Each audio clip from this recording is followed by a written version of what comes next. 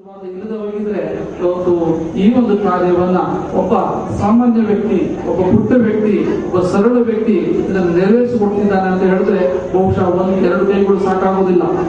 ಎರಡು ಕೈಗಳಿಂದ ಏನಾದರೂ ನೂರಾರು ಕೈ ಇದ್ದವ ಇಲ್ಲ, ಎರಡೇ ಕೈ. ನಮ್ಮಂತೆ ನಿಮ್ಮಂತೆ ಎಲ್ಲರಂತೆ ಎರಡೇ ಕೈ ಇದ್ರೂ ಕೂಡ ಆ ಒಬ್ಬ ವ್ಯಕ್ತಿ ಇವತ್ತು ಇಂತಹ ಒಂದು ಮಹತ್ ಕಾರ್ಯವನ್ನ, ಅದ್ಭುತವಾಗಿರ್ತಕ್ಕಂಥ ಕಾರ್ಯವನ್ನ ಯಶಸ್ವಿಯಾಗಿ ನೆರವೇರಿಸಿದ್ದಾರೆ. ಮತ್ತೆ ಎಲ್ಲ ಕಡೆಗೂ ಕೂಡ ತಾನೇ ಸ್ವತಃ ಮುಂದೆ ನಿಂತು ಇದನ್ನು ಮಾಡಿಕೊಡ್ತಿದ್ದಾರೆ ಅಂತ ಹೇಳಿದ್ರೆ ದೇವರು ಆಶೀರ್ವಾದ ಮಾಡಿರ್ತಕ್ಕಂಥ ದೈವಪುತ್ರ ಅಂತೇಳಿ ನಾವು ಒಪ್ಪಬೇಕಾಗುತ್ತೆ. ಅದಕ್ಕೆ ಇವತ್ತು ನಾವು ಈ ಕಾರ್ಯಕ್ರಮಕ್ಕೆ ಬರೋದಕ್ಕೆ ಆ ವ್ಯಕ್ತಿಯ ಒಂದು ಧರ್ಮದ ಕರ್ತವ್ಯವನ್ನ, ಧರ್ಮದ ರುಚಿಯನ್ನು ಅರಿತುಕೊಂಡು ನಾವಿಲ್ಲಿ ಬರಬೇಕು ಅಂತಕ್ಕಂಥ ನಮ್ಮ ಭಾವನೆಯಾಗಿತ್ತು. ಇವತ್ತು ಈ ವಯಸ್ಸಿನಲ್ಲಿ ಹೇಳ್ಬೇಕು ಅಂತ ಹೇಳಿದ್ರೆ, ಈ ಒಂದು ಪುಚ್ಚಕ ವಯಸ್ಸಿನಲ್ಲಿ ಅಥವಾ ಈ ಒಂದು ತಾರುಣ್ಯದಲ್ಲಿ ಅಂತಹ ವ್ಯಕ್ತಿಗಳು ಎಷ್ಟು ಜನ ದೇವರ ಸೇವೆಯನ್ನು ಮಾಡ್ತಿದ್ದಾರೆ ವಿಚಾರ ಮಾಡಿ ನೋಡೋಣ. ಒಂದು ಊರಿನಲ್ಲಿ 10,000 ಜನ ಇದ್ರು ಕೂಡ ಆ ಊರಿನಲ್ಲಿ ಒಬ್ಬ ವ್ಯಕ್ತಿ ಅಂತ ಸಿಕ್ಕೋದು ಕಷ್ಟ. ಅದಕ್ಕೆ ಹೇಳ್ತೇನೆ, ಯಜೇದ್ ಏಕಂ ಕುಲಸ್ಯಾತೆ, ಪ್ರತಿಯೊಬ್ಬರ ಕರ್ತವ್ಯ ಆಗ್ಬೇಕಂತೆ. ತಮ್ಮ ಕುಲ ಸಂತೋಷವಾಗಬೇಕು, ಅಲ್ಲಿ ಕೂಡ ಧರ್ಮ ನೆಲೆಸಬೇಕು, ಅಲ್ಲಿಂದ ಸತ್ಪುರುಷರುಗಳು ನಮ್ಮ ಕುಲದಲ್ಲಿ ಬರಬೇಕು ಅಂತ ಆದ್ರೆ ಒಂದು ಕುಲದಲ್ಲಿ ಒಬ್ಬ ವ್ಯಕ್ತಿ ಇರಬೇಕು ಅಂತ ಹೇಳ್ತಿದ್ದಾರೆ. ಅಂತದ್ದು ಬರೀ ಧರ್ಮದ ಮಾತೆ ಆಗಿದೆ ವಿನ ಸಮಾಜದಲ್ಲಿ ಅಂತ ವಾತಾವರಣ ಕಾಣುವುದಿಲ್ಲ. ಯಜೇದ್ ಏಕಂ ಕುಲಸ್ಯಾಪಿ ಅಂತ ಹೇಳ್ತಿದ್ದಾರೆ. ಹಾಗೆ ಒಬ್ಬರನ್ನಾದ್ರೂ ಕೂಡ ಒಂದು ಕುಲದಲ್ಲಿ ಇಂತಹ ವ್ಯಕ್ತಿ ಬೇಕು ಅಂತ ಹೇಳ್ತಿದ್ದಾರೆ. ಆವಾಗ ಅಂತಹ ವ್ಯಕ್ತಿ ಏನು ಮಾಡಕ್ ಸಾಧ್ಯ ಅಂತ ಹೇಳಿದ್ರೆ, ಗ್ರಾಮಸ್ಯಾಪಿ ಕುಲಂ ತ್ಯಜಿ, ಒಂದು ಗ್ರಾಮವನ್ನ ದೈವ ಪುರುಷರನ್ನಾಗಿ ಮಾಡಬೇಕು, ಒಳ್ಳೆಯದನ್ನಾಗಿ ಮಾಡಬೇಕು, ಸತ್ಪುರುಷರನ್ನಾಗಿ ಮಾಡಬೇಕು ಅಂತ ಹೇಳಿದ್ರೆ ಒಂದು ಗ್ರಾಮದಲ್ಲಿ ಒಂದು ಕುಲ, ಒಂದು ಪರಿವಾರ, ಒಂದು ಕುಟುಂಬ ಧಾರ್ಮಿಕವಾಗಿ ಇರ್ಬೇಕಂತೆ, ದೈವ ಪ್ರೇರಣೆಯನ್ನು ಪಡ್ಕೊಂಡಿರ್ಬೇಕಂತೆ. ಅಂಥದ್ದಂತೂ ನಾವು ಕೂಡ ನೋಡೋದಕ್ಕೆ ಸಾಧ್ಯವಿಲ್ಲ ಇವತ್ತಿನ ಕಾಲದಲ್ಲಿ. ಆಮೇಲೆ ಮತ್ತಲ್ಲೇನಂದ್ರೆ ಒಂದು ಗ್ರಾಮ ಜನಪದಸ್ಯ ಆಗ್ತದೆ. ಒಂದು ಜನಪದ, ಒಂದು ಮಂಡಲ, ಒಂದು ಮುಖ್ಯವಾಗಿರ್ತಕ್ಕಂಥ ಒಂದು ರಾಜ್ಯ ಒಳ್ಳೇದಾಗಬೇಕು ಅಂತ ಹೇಳಿದ್ರೆ ಒಂದು ಗ್ರಾಮ ಆದರ್ಶವಾಗಿರ್ಬೇಕಂತೆ. ಇದೆಲ್ಲವೂ ಕೂಡ ಇವತ್ತು ನೋಡೋದು ಕೂಡ ಸಾಧ್ಯವಿಲ್ಲ. ಇಂತಹ ಒಂದು ಅವನತಿಯಾದ ಧಾವಿಸ್ತಾ ಇರತಕ್ಕಂತಹ ಪ್ರಪಂಚ ವಾತಾವರಣದಲ್ಲಿ ಒಬ್ಬ ವ್ಯಕ್ತಿ ಯಾವ ರೀತಿಯಲ್ಲಿದ್ದಾನೆ ಅಂತ ಹೇಳಿದ್ರೆ, ಸೂರ್ಯಚಂದ್ರರೆಲ್ಲ ಅನೇಕ ಇರೋದಿಲ್ಲ. ಕತ್ತಲೆ ಆಯ್ತು ಅಂತ ಹೇಳಿದ್ರೆ ಚಂದ್ರ ಒಬ್ಬನೇ ಇರ್ತಾನೆ. ಪ್ರಪಂಚ ಎಲ್ಲ ಅವನನ್ನು ನೋಡ್ತಕ್ಕಂಥದ್ದಿದೆ. ಚಂದ್ರನನ್ನ ಅನೇಕ ಚಂದ್ರಗಳು ಕಾಣಿಸ್ತಾ ಇಲ್ಲ. ನಕ್ಷತ್ರಗಳು ಲಕ್ಷಾಂತರ ಇರ್ಬೋದು, ಆದ್ರೆ ಯಾವ ನಕ್ಷತ್ರ ಅಂತ ಹೇಳಿ ನೀವು ಹೇಳ್ತಿದ್ದೀನಿ. ಚಂದ್ರನು ಕೂಡ ಹಾಗೆ ನಕ್ಷತ್ರ ಇರಲಿಲ್ಲ. ಕತ್ತಲೆ ಆಯ್ತು ಅಂತ ಹೇಳಿದ್ರೆ ಇಡೀ ಆಕಾಶಕ್ಕೆ ಒಬ್ಬ ಚಂದ್ರ, ಇಡೀ ದೇಶ ಜಗತ್ತು ಆ ಚಂದ್ರನನ್ನು ಹೇಗೆ ನೋಡ್ತಿದ್ದರೋ ಹಾಗೆ ಸೂರ್ಯನು ಉದಯ ಆಗಿದೆ ಅಂತ ಹೇಳಿದ್ರೆ ಪ್ರಪಂಚಕ್ಕೆ ಒಬ್ಬ ಸೂರ್ಯನು ಬೆಳಕನ್ನು ಕೊಡಬಲ್ಲನೋ ಹಾಗೆ ಹೇಳ್ತಿದ್ರೆ ನಕ್ಷತ್ರಗಳಿಂದ ಏನು ಪ್ರಯೋಜನ. ಅದಕ್ಕೆ ಹೇಳ್ತಾರೆ, ಒಬ್ಬ ಸೂರ್ಯ ಏಕಚಂದ್ರ ಪ್ರಕಾಶೇನ, ಒಬ್ಬ ಚಂದ್ರ ಒಬ್ಬ ಸೂರ್ಯನ ಈ ಒಬ್ಬ ಪುಣ್ಯವಂತನ ಬಗ್ಗೆ ನಾವು ಹೇಳ್ತಾ ಇದ್ದೀವಿ. ಇವತ್ತು ನಿಜವಾಗ್ಲೂ ಕೂಡ ಈ ವಯಸ್ಸಿನಲ್ಲಿ ಆ ವ್ಯಕ್ತಿಯನ್ನ ನೋಡಿದ್ರೆ ಎಲ್ಲೋ ಯಾವುದೋ ಇವತ್ತು ಬೇಕಾದಂತಹ ಸಾಧನೆಗಳಿದ್ದಾವೆ, ಅತ್ಯಂತ ವೇಗವಾಗಿ ಚಲಿಸ್ತಕ್ಕಂತಹ ವಾಹನಗಳಿದ್ದಾವೆ, ವಿಮಾನಗಳಿದ್ದಾವೆ, ರಾಕೆಟ್ ಇದ್ದಾವೆ. ಇಲ್ಲಿಗೆ ಹೋಗ್ತಕ್ಕಂಥ ಅಥವಾ ಈ ಸ್ಥಳಕ್ಕೆ ಒಂದು ಯಾರಲ್ಲಿ ಇವತ್ತು ಎಲ್ಲರಿಗೂ ಕೂಡ ಇದು ಒಂದು ಭಗವಂತನ ಪ್ರೇರಣೆಯಿಂದ ಬಂದಿರತಕ್ಕಂತಹ ಶಕ್ತಿಯನ್ನು ತಿಳ್ಕೊಂಡು ಇಲ್ಲಿಗೆ ಬರುವಂತಾಗಬೇಕು. ನಿರಂತರ ಇಲ್ಲಿಗೆ ಬರೋದಕ್ಕೂ ಕೂಡ ಉತ್ತಮವಾಗಿರ್ತಕ್ಕಂತಹ ವ್ಯವಸ್ಥೆ ಇದೆ, ರಾಜಮಾರ್ಗದಲ್ಲಿದೆ. ಮತ್ತು ಎಲ್ಲವನ್ನೂ ಕೂಡ ಒಂದು ಶಿಸ್ತುಬದ್ಧವಾಗಿ ಇವತ್ತಿನ ಜನಗಳಿಗೆ ಯಾವುದೇ ತರದ ತೊಂದರೆ ಆಗಬಾರದು ಅಂತಕ್ಕಂತಹ ಒಂದು ದೊಡ್ಡ ಒಂದು ಕ್ರಮವನ್ನ ನೋಡಿಕೊಂಡು ಇಲ್ಲಿ ಬಂದಂತ ಎಲ್ಲರಿಗೂ ಕೂಡ ದೇವರ ಭಕ್ತಿಯನ್ನು ಮಾಡಬೇಕು, ಭಗವಂತನ ಅನುಗ್ರಹವನ್ನು ಪಡಿಬೇಕು. ಮತ್ತು ಅವರಿಗೆ ಶಾಂತಿ ನೆಮ್ಮದಿಯಿಂದ ಇಲ್ಲೇ ನಿಂತು ಕೂಡ ಅವರನ್ನ ಭಕ್ತಿ ಮಾಡಬೇಕು ಅನ್ನೋದಕ್ಕೆ ಏನೇನು ವ್ಯವಸ್ಥೆಗಳು ಬೇಕು ಅದೆಲ್ಲವನ್ನು ಕೂಡ ಮಾಡಿ ಮತ್ತೆ ಯಾರಾದ್ರೂ ಒಂದು ದೇವಸ್ಥಾನವನ್ನ ಮಾಡಬೇಕು, ದೇವರನ್ನ ಪ್ರತಿಷ್ಠಾಪಿಸಬೇಕು, ದೇವರನ್ನ ಮೆಚ್ಚಿಸಬೇಕು ಅಂತ ಹೇಳಿದ್ರೆ ಬಹುಶಃ ಇಂತಹ ಒಂದು ದೇವಾಲಯವನ್ನು ಮಾಡಿಕೊಂಡ್ರೆ ಖಂಡಿತವಾಗಿಯೂ ಕೂಡ ದೇವರು ಅಲ್ಲಿ ಬಂದು ಅವರನ್ನ ಅಲ್ಲಿ ಸಂತೋಷವಾಗಿರೋದಕ್ಕೆ ಖಂಡಿತವಾಗಿ ಸಾಧ್ಯ. ಇವತ್ತು ಈ ವಾತಾವರಣ, ಪ್ರಪಂಚದ ವಾತಾವರಣ ನೋಡಿದ್ರೆ ಯಾಕೆ ಈ ಲೋಕದಲ್ಲಿ ಮನುಷ್ಯನೇ ಇರೋದಕ್ಕೆ ಕಷ್ಟವಾಗಿದ್ದಾಗ ದೇವತೆಗಳು ಎಲ್ಲಿ ಬರ್ತಾರಪ್ಪ ಅಂತಕ್ಕಂಥ ವಿಚಾರ ಮಾಡಬೇಕಾಗ್ತದೆ. ಅಂತ ಪ್ರದೂಷಣೆ ಆಗಿದೆ. ಮನುಷ್ಯನನ್ನ ಇವತ್ತು ಪ್ರೀತಿಸುವ ಬದಲಾಗಿ ದ್ವೇಷಿಸ್ತಾ ಇದ್ದಾನೆ, ಅಸೂಯೆ ಪಡ್ತಾ ಇದ್ದಾನೆ, ಈರ್ಷೆಯನ್ನು ಹೊಂದ್ತಾ ಇದ್ದಾನೆ. ಅವನು ಮತ್ತೆ ಎಲ್ಲ ತರದಲ್ಲಿ ಕೂಡ ಯಾರು ಕೂಡ ಒಬ್ರು ಸಂತೋಷವಾಗಿ ಪ್ರೀತಿ ವಿಶ್ವಾಸ ಪೂರ್ವಕವಾಗಿ ಆತ್ಮೀಯ ಭಾವನೆಯಿಂದ ಇರೋದಕ್ಕೆ, ಸೌಹಾರ್ದ ಭಾವನೆಯಿಂದ ಇರೋದಕ್ಕೆ ಎಷ್ಟು ಗೊಂದಲ ಮಾಡಿ ಈ ಪ್ರಪಂಚವನ್ನ ಹಾಳು ಬಿಡಿಸ್ತಾ ಇದ್ದಾನೆ. ಅವರಿಗೆ ಒಂದು ನಿಲ್ಲೋರಿಗೂ ಕೂಡ ಇವತ್ತು ಒಳ್ಳೆಯ ಸ್ಥಳ ಬೇಕು. ನೋಡಿದ್ರೆ ಆ ದೇವ ವಿಮಾನಗಳು ಬಂದ್ರೆ ನಿಲ್ಲೋದಕ್ಕೆ, ಅವ್ರು ಇಳಿಯೋದಕ್ಕೆ ಅವರಿಗೂ ಕೂಡ ಏರ್ಪೋರ್ಟ್ ಬೇಕು. ಇವತ್ತು ಯಾವ ಏರ್ಪೋರ್ಟ್ಗಳು ಕೂಡ ಈ ಶಾಂತಿ ಕೊಡ್ತಕ್ಕಂತಹ ಏರ್ಪೋರ್ಟ್ಗಳು ಇದ್ದಾರೆ. ದೇವತೆಗಳು ಬಂದು ಪ್ರೀತಿಯಿಂದ, ಇಲ್ಲಿ ನಂಬಿಕೆಯಿಂದ, ಭಕ್ತರ ನಂಬಿಕೆಯಿಂದ ಅವ್ರು ಬಂದು ಇಳಿಬೇಕು ಅಂತ ಹೇಳಿದ್ರೆ ಅಂತ ಸ್ಥಳಗಳು ಇರೋದು ಬಹಳ ಅಪರೂಪ. ಆ ಅಪರೂಪದಲ್ಲಿ ಇಲ್ಲಿ ಮಾಡಿರ್ತಕ್ಕಂಥ ಅಪರೂಪದ ವ್ಯಕ್ತಿ ಮಹಾದೇವ ಸ್ವಾಮಿ ಏನೊಂದು ದೇವಸ್ಥಾನಗಳನ್ನು ಮಾಡಿದ್ದಾರೆ. ಇದು ನಿಜವಾಗ್ಲೂ ಕೂಡ ದೇವತೆಗಳು ಬಂದ್ರೆ ಅವ್ರು ಇಲ್ಲಿ ಇಳಿಯೋದಕ್ಕೆ, ಇಲ್ಲಿ ನೆಲೆಸೋದಕ್ಕೆ ನಡೆಸ್ಕೊಡ್ತಾ ಇರತಕ್ಕಂತಹ ಮಹಾದೇವ ಸ್ವಾಮಿ ಮತ್ತೆ ಅವರ ಧರ್ಮಪತ್ನಿಯವರಿಗೂ ಅವರ ಕುಟುಂಬದವರಿಗೂ ಸಹಕಾರ ಕೊಟ್ಟಿರ್ತಕ್ಕಂತಹ ಈ ಕ್ಷೇತ್ರದ, ಈ ದಿವ್ಯ ಸ್ಥಳದ ಎಲ್ಲ ಸದ್ಭಕ್ತರುಗಳು ಭಗವಂತನ ಅನುಗ್ರಹ ಸದಾ ಇರಲಿ ಅಂತ ಹೇಳ್ತಾ ಮತ್ತೊಮ್ಮೆ ತಮ್ಮೆಲ್ಲರಿಗೂ ಸನ್ಮಾನ್ಯ ಉಂಟಾಗಲಿ ಅಂತ ಹೇಳಿ ಶುಭ ಹಾರೈಸುತ್ತಾ ನಮ್ಮ ಮಾತುಗಳನ್ನ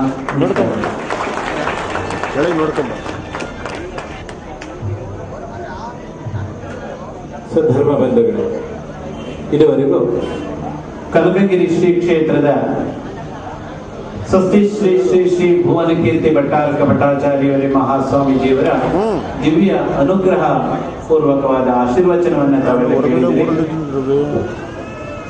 ಈ ಕ್ಷೇತ್ರ ಸಾಮಾನ್ಯ ಕ್ಷೇತ್ರವಾಗಿದೆ.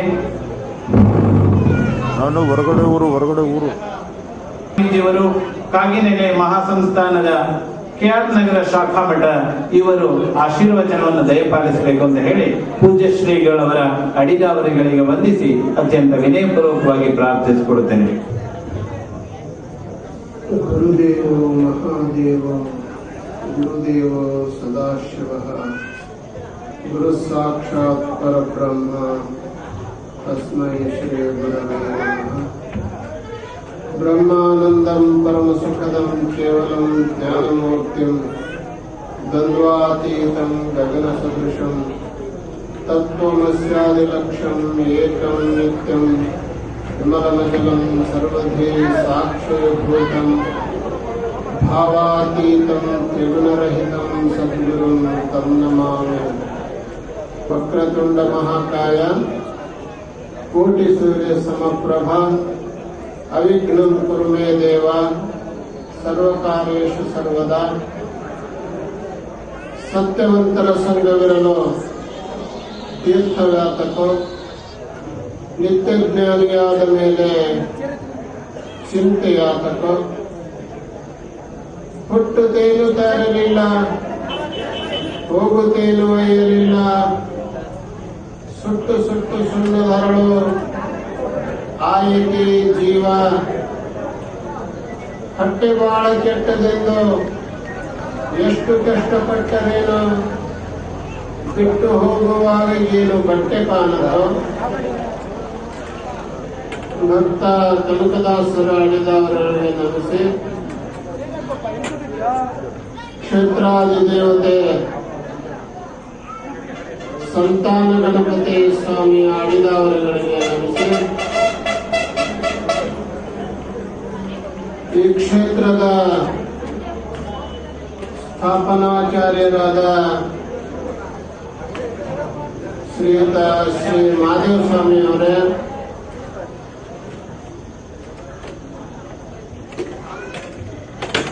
ಈ ದೇವಸ್ಥಾನವನ್ನ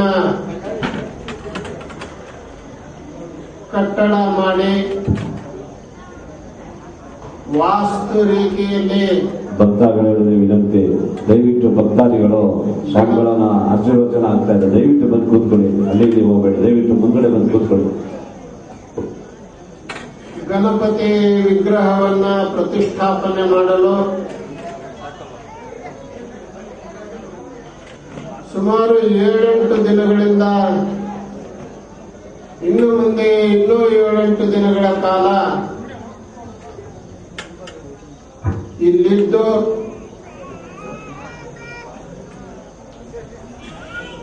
ವಿಧಿವತ್ತಾಗಿ ಆ ಕಾರ್ಯವನ್ನ ನಿರ್ವಹಿಸ್ತಾ ಇರೋ ಕೇರಳದಿಂದ ಬಂದಿರೋ ಸಮಸ್ತ ಪುರೋಹಿತರೇ, ಈ ಭಾಗದಿಂದ ಸುತ್ತಮುತ್ತಲೂ ಸುಮಾರು 80 ಗಡಿ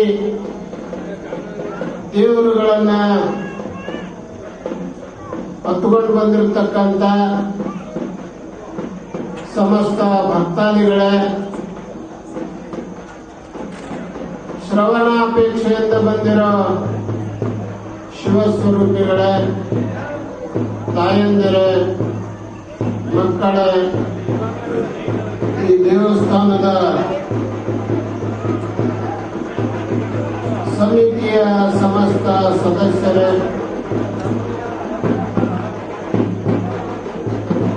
ಇವತ್ತು ದೇವಸ್ಥಾನ ಉದ್ಘಾಟನೆ, ವಿಗ್ರಹ ಪ್ರತಿಷ್ಠಾಪನೆ ಇವೆಲ್ಲ ಧಾರ್ಮಿಕ ಕಾರ್ಯಗಳು. ಇಂತಹ ಒಂದು ಮುಖ್ಯ ರಸ್ತೆಯಲ್ಲಿ ಇಲ್ಲಿ ಒಂದು ಯಾತ್ರಾ ಸ್ಥಳ ನಿರ್ಮಾಣ ಆಗಬೇಕು ಅನ್ನೋ ಸದ್ಬಯಕೆ ಮಹಾದೇವ ಸ್ವಾಮಿಯವರ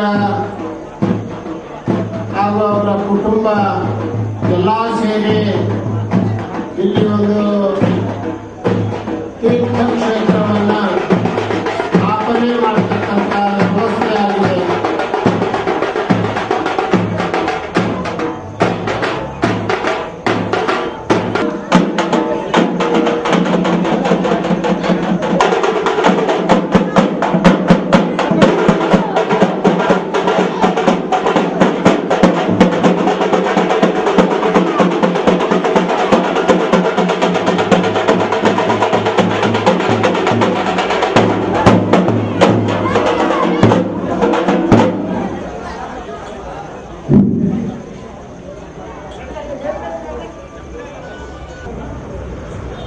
ಕಲಿಕಾಟದಲ್ಲಿ ಆ ಕಲಿಕಾಟದಿಂದ ತಪ್ಪಿಸ್ಕೊಂಡು ದೇವ್ರ ಕಡೆ ಮುಖ ಮಾಡ್ಕೊಂಡು ಹೋಗ್ತಕ್ಕಂಥದ್ದು ಬಹಳ ಕಷ್ಟ ಇದೆ.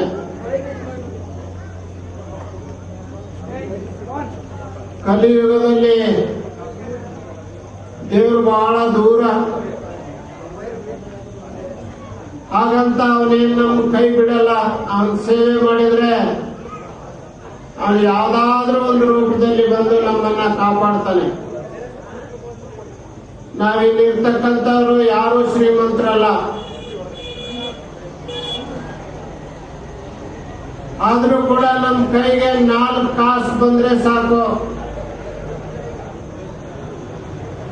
4 ಕಾಸು ಬಂದ್ರೆ ಅದನ್ನ ಏನು ಬಳಸಬೇಕು ಅಂತ ಆಲೋಚನೆ ಮಾಡ್ತೀವಿ. ಅದನ್ನ ಕುಡಿಯಕ್ಕೆ ಬಳಸ್ಬೇಕಾ,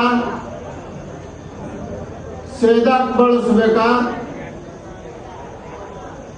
ಅಥವಾ ಯಾವ್ದಾದ್ರೂ ಕ್ಲಬ್ಗೆ ಹೋಗ್ಬೇಕಾ, ಇಸ್ಪೇಟ್ ಆಡ್ಬೇಕಾ, ಚೌಕಾಬಾರ ಆಡ್ಬೇಕಾ, ಇನ್ನು ಹಲವಾರು ಆಲೋಚನೆಗಳನ್ನ 4 ಕಾಸು ಇಟ್ಕೊಂಡು ಮಾಡ್ತೀವಿ. ಒಬ್ಬ ಯುವಕ ಅಂತ ಒಂದು ಮಾರ್ಗದಲ್ಲಿ ನಡಿಬೇಕಾದ ಅವನು ಅಂತ ದುಶ್ಚಟಗಳನ್ನ ಹುಡುಕೊಂಡು ಹೋಗ್ಬೇಕಾದ ಹುಡುಗ ಯುವಕ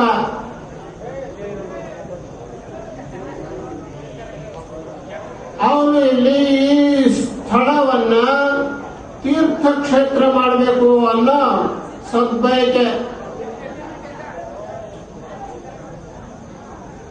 ತೀರ್ಥಕ್ಷೇತ್ರ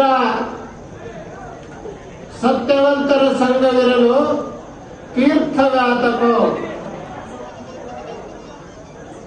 ನಾವು ತೀರ್ಥಕ್ಷೇತ್ರಗಳನ್ನ ಸಂಚಾರ ಮಾಡ್ಕೊಂಡು ಹೋಗ್ತೀವಿ. ತೀರ್ಥಕ್ಷೇತ್ರ ಅಂತ ಯಾವ್ದಕ್ಕೆ ಕರಿಬೇಕು? ಜ್ಞಾನ ಇರಬೇಕು, ಧ್ಯಾನ ಇರಬೇಕು, ಬಾನ ಇರಬೇಕು. ಈ ಮೂರು ಇದ್ರೆ ಮಾತ್ರ ಅದಕ್ಕೆ ತೀರ್ಥಕ್ಷೇತ್ರ ಅಂತ ಕರೀತಾರೆ. ನಾವು ಕಾಶಿಗೆ ಹೋಗ್ತೀವಿ, ನಮಗೆ ಜ್ಞಾನ ಸಿಗೋದಿಲ್ಲ, ಧ್ಯಾನ ಸಿಗೋದಿಲ್ಲ, ಬಾಲ ಸಿಗೋದಿಲ್ಲ. ಯಾವುದೋ ಒಂದು ಕಡೆಗೆ ನಾವು ರೂಮ್ ಮಾಡ್ಕೊಂಡು ಕೂತ್ಕೊಂಡು ಆ ಕಾಶಿ ವಿಶ್ವನಾಥನ ಸೇವೆ ಮಾಡ್ಕೊಂಡು ಬರ್ತೀವಿ. ಅದೇ ರೀತಿ ರಾಮೇಶ್ವರಕ್ಕೆ ಹೋಗ್ತೀವಿ.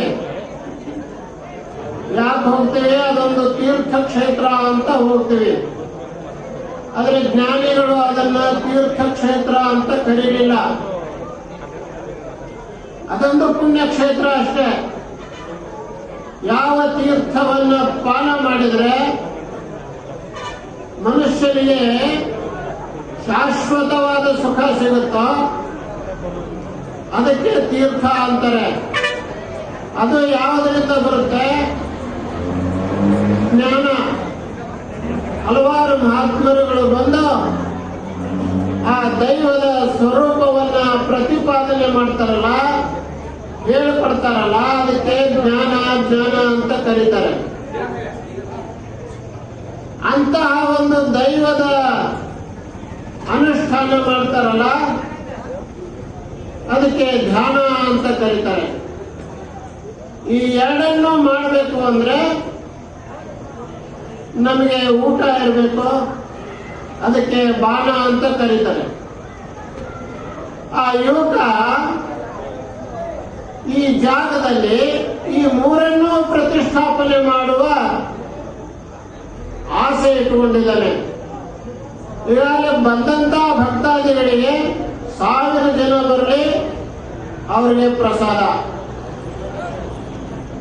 1000 ಜನ ಬರಲಿ, ಅವ್ರು ಉಳ್ಕೊಳಕ್ ವ್ಯವಸ್ಥೆ, ಧ್ಯಾನ ಮಾಡಕ್ ವ್ಯವಸ್ಥೆ. ಹಾಗೆ ಹಲವಾರು ಮಹಾತ್ಮರುಗಳನ್ನ ಕರೆದು ಆ ಜ್ಞಾನ ಪ್ರಸಾದವನ್ನ ನೀಡಬೇಕು, ಉಣಬಡಿಸಬೇಕು ಭಕ್ತಾದಿಗಳಿಗೆ ಅಂತಕ್ಕಂಥ ಬಯಕೆ. ಹೀಗೆ ಎಲ್ಲರಿಗೂ ಬರ್ತಕ್ಕಂಥದ್ದಲ್ಲ ಅದು. ಲೋಕದಲ್ಲಿ ಬೇಕಾದಷ್ಟು ಜನ ಶ್ರೀಮಂತರಿದ್ದಾರೆ. ಆದರೆ ಅವರೆಲ್ಲರೂ ಕೂಡ ಧಾರ್ಮಿಕ ಕ್ಷೇತ್ರಗಳನ್ನ ಪ್ರತಿಷ್ಠಾಪನೆ ಮಾಡುವ ವ್ಯವಸ್ಥೆ ಯಾರು ಮುಂದಾಗಿಲ್ಲ. ಆದರೆ ಇವತ್ತು ಮಾಧವ ಸ್ವಾಮಿಯವರು ಸಮರ್ಪಣೆ ಮಾಡ್ತೀವೋ ಅದರಿಂದ ದೈವಕ್ಕೆ ಶಕ್ತಿ ಬರುತ್ತದೆ. ದೈವಕ್ಕೆ ಸುಮ್ಮನೆ ಶಕ್ತಿ ಬರೋದಿಲ್ಲ. ನಾವು ಏನಾದ್ರೂ ಕೊಟ್ಟಾಗಲೇ ಅದಕ್ಕೆ ಶಕ್ತಿ ಬರೋದು. ಅದು ಕೊಡುವಾಗ ನಾವು ಶ್ರದ್ಧೆಯಿಂದ ಭಕ್ತಿಯಿಂದ ಕೊಡ್ಬೇಕು. ಉದಾಹರಣೆಗೆ ಶ್ರೀಕೃಷ್ಣ ಪರಮಾತ್ಮ ದ್ರೌಪದಿ ಕರೆದಾಗ ಓಡಿ ಬಂದ್ಬಿಟ್ಟ. ಏನು ಕರೆದಳು ದ್ರೌಪದಿ? ಇಲ್ಲೇನು ಇಲ್ಲ, 60,000 ಜನ ಬಂದಿದ್ದಾರೆ ದೂರ್ವಾಸ ಮುನಿಯವರ ಕಡೆಯಿಂದ. ಪ್ರಸಾದ ಕೊಡ್ಲಿಲ್ಲ ಅಂದ್ರೆ ಶಾಪ ಹಾಕ್ಬಿಡ್ತಾರೆ. ಕೊಡೋಣ ಅಂದ್ರೆ ಇಲ್ಲಿ ಅಕ್ಷಯ ಪಾತ್ರೆ ಖಾಲಿ ಆಗೋಗಿದೆ, ಮತ್ತೆ ಬೆಳಕಾಗೋವರೆಗೂ ಕಾಯಬೇಕು. ಅದಕ್ಕೋಸ್ಕರ ಕೃಷ್ಣನನ್ನ ಕರೆದ್ರೆ ಕೃಷ್ಣ ಓಡಿ ಬಂದು, ಅಮ್ಮ ನನಗೆ ಬಹಳ ಹಸುವಾಗಿದೆ, ನನಗೆ ಒಂದಿಷ್ಟು ಏನಾದ್ರೂ ಕೊಡು. ಏನಾದ್ರೂ ಇದೆ ಅನ್ನೋದಾಗಿದ್ರೆ ನಾನೇನಪ್ಪ ನಿನ್ನನ್ನು ಕರಿಬೇಕಾಗಿತ್ತು. ಅದು ಇಲ್ಲ ಅಂತಾನೆ ನಾನು ಕರೆದಿರೋದು. ಇಲ್ಲ ಇಲ್ಲ, ನೀ ಏನಾದ್ರೂ ಕೊಟ್ರೇನೆ ನನಗೆ ಆಮೇಲೆ ನಾನು ನಿಮ್ಗೆ ಕೊಡೋದು. ಇಲ್ವೇ ಇಲ್ಲ, ಎಲ್ಲ ತೊಳೆದು ಮಡಗಿದಾಳೆ. ನೋಡು ಹುಡುಕು, ಎಲ್ಲಾದ್ರೂ ಆ ಮಡಿಕೆಗಳಲ್ಲಿ ಎಲ್ಲಾದ್ರೂ ಒಂದು ಸ್ವಲ್ಪ ಅನ್ನ ಇರ್ಬೇಕಲ್ಲ ಅಂತ ನೋಡಿದಾಗ ಎಲ್ಲ ಒಂದು ಕಂಠದ ಕೆಳಗಡೆಗೆ ಒಂದೇ ಒಂದು ಅಗಳು ಅನ್ನ ಅಂಟುಕೊಂಡಿರುತ್ತದೆ. ಅದನ್ನೇ ತಗೊಂಡು ಆ ಶ್ರೀಕೃಷ್ಣ ಪರಮಾತ್ಮನ ಕೈಯಲ್ಲಿ ಹಾಕಿದಾಗ ಪರಮಾತ್ಮ ಅದನ್ನ ಸ್ವಾಹ ಅಂದಾಗ ಒಂದೇ ಒಂದು ಅನ್ನದ ಅಗಳು. ಆ ಭಕ್ತಿಯಿಂದ ಕೊಟ್ಟಾಗ 60,000 ಜನಕ್ಕೆ ಎಲ್ಲ ತೃಪ್ತಿ ಆಯಿತು. ಹೇಗೋ ಹಾಗೆ ಇವತ್ತು ನಾವು ಏನು ಭಗವಂತನಿಗೆ ಪ್ರೀತಿಯಿಂದ, ಭಕ್ತಿಯಿಂದ, ಶ್ರದ್ಧೆಯಿಂದ ನಾವು ಆ ಪರಮಾತ್ಮನಿಗೆ ಏನನ್ನ ಸಮರ್ಪಣೆ ಮಾಡ್ತೇವೋ ಆ ಪರಮಾತ್ಮನಿಗೆ ಅಷ್ಟು ಶಕ್ತಿ ಬರ್ತದೆ. ಆ ಶಕ್ತಿಯಿಂದ ಆ ಕ್ಷೇತ್ರ ಪಾಲಕನಾಗಿ ಆ ಕ್ಷೇತ್ರದಲ್ಲಿರ್ತಕ್ಕಂಥ ಭಕ್ತಾದಿಗಳನ್ನ, ಆ ಕ್ಷೇತ್ರದ ಸುತ್ತಿರ್ತಕ್ಕಂಥ ಭಕ್ತಾದಿಗಳನ್ನ ಅವನು ಆಯುರಾರೋಗ್ಯ ಐಶ್ವರ್ಯವನ್ನು ಕೊಟ್ಟು ಕಾಪಾಡ್ತಾನೆ. ಹಾಗಾಗಿ ಪರಮಾತ್ಮನಿಗೆ ನಾವು ಮೊದಲನೇದಾಗಿ ನಾವು ಕೊಡ್ಬೇಕಾಗುತ್ತೆ. ನಾವು ಏನು ಕೊಡ್ತೇವೆ ಪರಮಾತ್ಮನಿಗೆ? ಒಂದು ಗಂಧದ ಕಡ್ಡಿ ಕೊಡ್ತೇವೆ, ಒಂದು ಹೂ ಕೊಡ್ತೇವೆ, ಒಂದು ದೀಪ ಹಚ್ತೇವೆ. ಗಂಧದ ಕಡ್ಡಿ ಕೊಟ್ರೆ ಅದು ಹೀಗೆ ಬೆಳಗ್ತೇವೆ. ಬೆಳಗಿ ಬಿಟ್ಟು ಭಗವಂತ, ನಾನು ನಿನಗೆ ಗಂಧದ ಕಡ್ಡಿ ಬೆಳಗ್ತಾ ಇದ್ದೇನಪ್ಪ, ಪ್ರತಿನಿತ್ಯನೂ ನಾನು ನಿನಗೆ ಗಂಧದ ಕಡ್ಡಿಯನ್ನು ಬೆಳಗ್ತಾ ಇದ್ದೀನಿ, ದಯವಿಟ್ಟು ನನಗೆ ಏನಾದರೂ ಕೊಡು, ನಾನು ಬಹಳ ಕಷ್ಟದಲ್ಲಿದ್ದೀನಿ. ಆ ಗಂಧದ ಕಡ್ಡಿ ಅಂತದಂತೆ, ದೇವ್ರೆ ಇವನೇನು ನಿನಗೆ ಗಂಧದ ಕಡ್ಡಿ ಕೊಡ್ತಾ ಇಲ್ಲ, ನನ್ನನ್ನು ನಾನು ಸುಟ್ಟುಕೊಂಡು ನಿನಗೆ ಸುವಾಸನೆ ಬರುವ ಏನಪ್ಪ ಕನಕ, ಏನ್ ನಾನು ಹೋದರೆ ಹೋದೇನು ಅಂದೇಲ್ಲೋ, ಏನರ್ಥ ಅದಕ್ಕೆ? ಸ್ವಾಮಿ, ನಾನು ಅಂದ್ರೆ ಇಲ್ಲಿ ಕಾಣ್ತಾ ಇದ್ದೇನಲ್ಲ 6 ಅಡಿ 3 ಅಡಿ ನಾನಲ್ಲ, ಇದ್ರ ಒಳಗಡೆ ಒಬ್ಬ